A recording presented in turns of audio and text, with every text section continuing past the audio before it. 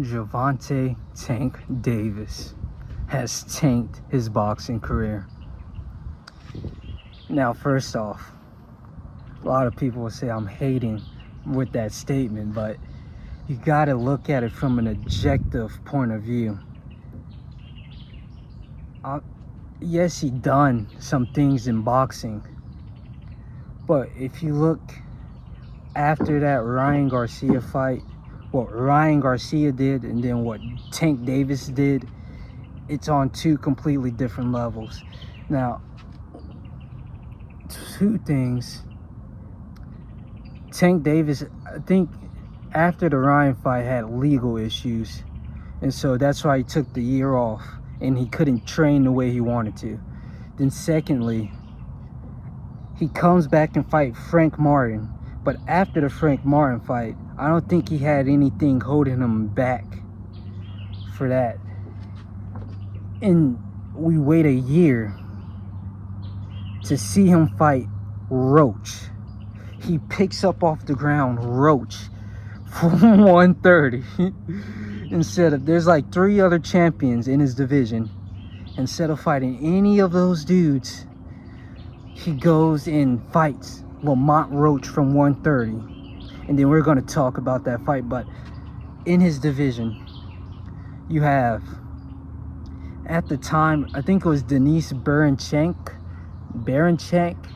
You had Lomachenko, but Lomachenko was retiring. He said that after the Kambosos fight, and everybody wanted to play it off like Loma ducked Tank, as if he didn't just have a back surgery and had to take, well, he was in the middle of deciding if he should take time off or just completely retire, because he wanted the Devin Haney rematch, but Devin Haney gets knocked out by Ryan Garcia, and now his motivation in boxing is kind of gone. There wouldn't be a reason to push forward because he's not really revenging or proving anything. But people try to say like a situation like that is the same for Tank with retiring this year, when I think it's completely different scales. Where you look at Loma, 3 division champion, maybe 4, all real belts, not these interim, regular, super, none of those weird titles, not being elevated to WBA champion through an email. He fought every champion that he could, won just about every fight. Even with the Devin Haney fight, people are saying he won. I think Devin Haney out-jabbed him because the jab was consistent throughout the entire 12 rounds. But Loma retires. Who else was champion? Shakur Stevenson. Shakur tries to get the Loma fight, but obviously that doesn't happen. He doesn't even look at Denise Baranchek, and Denise goes and fight Keyshawn. But Shakur Stevenson, he's there, and Gervonta Davis is there, and they both are lined up with no fights. Right then and there, they should have fought, but instead, I think Shakur signs with Eddie Hearn, 3-fight deal. And they're saying Shakur ducked because he goes and fights, supposed to fight like Joe Cardina. Cardina pulls out the fight. No, Shakur pulls out the fight. Something weird happened. The fight doesn't happen. He goes and fights Artem, and then goes and fights, or plans to fight Schofield. But that 3-fight deal apparently is what made the Tank Davis fight not happen. And I think it was because Tank he didn't like Eddie Hearn or something. But at this day and age, is that really an excuse? You don't like the promoter, so you don't put on one of the biggest fights in boxing, and instead you go and fight Lamont Roach. And then moving on to this Lamont Roach fight, you lose the fight, but since you're Tank Davis, they call it a draw.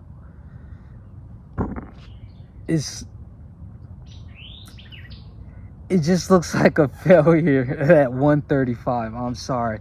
You can try to bring up his other wins at 140 against Mario Barrios, which was in a real title.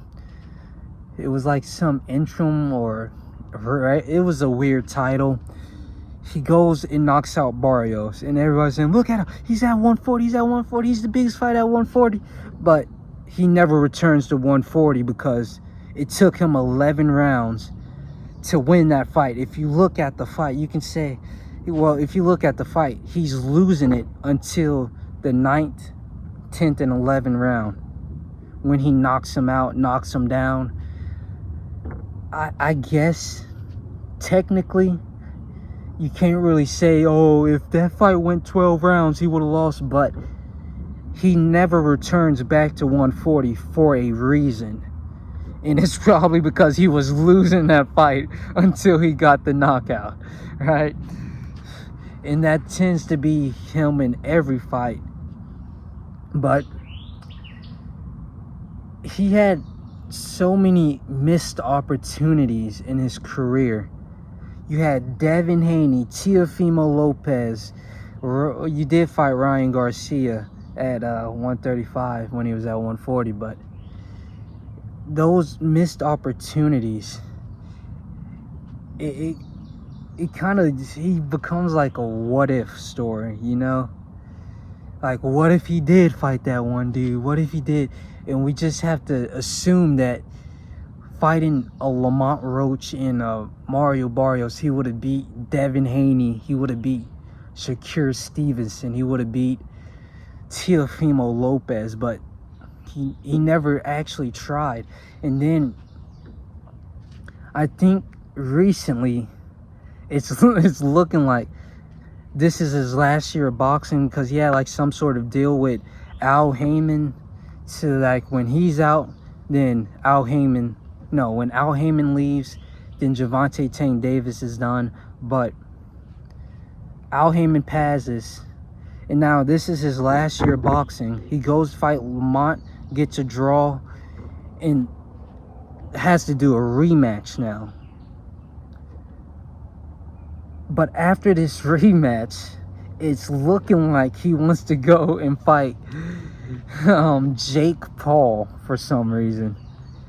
And it's like, is Gervonta Tank Davis pound for pound talent? That's a genuine question. To end your career off fighting Jake Paul at 195, when Turkey Al-Sheikh just saved boxing by pulling Canelo Alvarez from that Jake Paul fight, from making that same mistake that Gervonta Davis is about to make. Is that the right move? Teofimo, I think he might be moving up to 147. He doesn't have any fights left because he can't stop running his mouth. But that fight at 140, you already fought Mario Barrios. You can't be that scared. That fight at 140, you got Shakur Stevenson still at 135 needing a fight after he fights Cepeda, if he wins that fight, which he could lose with his hand problems. You got, I don't want to see a Ryan Garcia rematch. That's done for, especially after the Rolly Romero thing. You got Devin Haney. If there's any hype behind that fight. And it's looking like those three fights, though, they're all at 147 now. Which I don't know why. They're just lazy and can't cut weight, because none of those guys can compete at 147 against a Jaron Boots Ennis, against a Brian Norman Jr., against these 6 foot tall guys. What are they going to do to him? That makes no sense to move up to 147. They can only fight each other, but sure. What fight left is there for Gervonta Tank Davis to really cement his legacy? Because I guess he did some things at 130 and 126, but at 130 he was supposed to clash with Lomachenko, but Floyd was like, no, Floyd, no, Loma needs us. Tank don't need Loma needs us. A bullshit excuse just to duck really competitive fight that he probably would have lost. You could talk about Tank's power and this and that. Would he have caught Lomachenko? Honestly, would he have caught Lomachenko? If you're saying yes to that question, did he catch Lamont Roach? No, he did not catch him at all. I don't even think he rocked him once. And he got knocked off his feet during that fight a few times. So we're kind of at a standstill. If he goes and fights Jake Paul after this Lamont Roach disaster, I don't know. I don't think like people should tell him to break his promise with Al Heyman and not retire, but just retire off a real fight, off a fight that cements his legacy. You can say Ryan Garcia this, Ryan Garcia that. Ryan Garcia was just a superstar. Like Gervonta himself said, all he has is a left hook. He was just a superstar. Maybe I don't want to see him fight another contender. That's just a waste of legacy.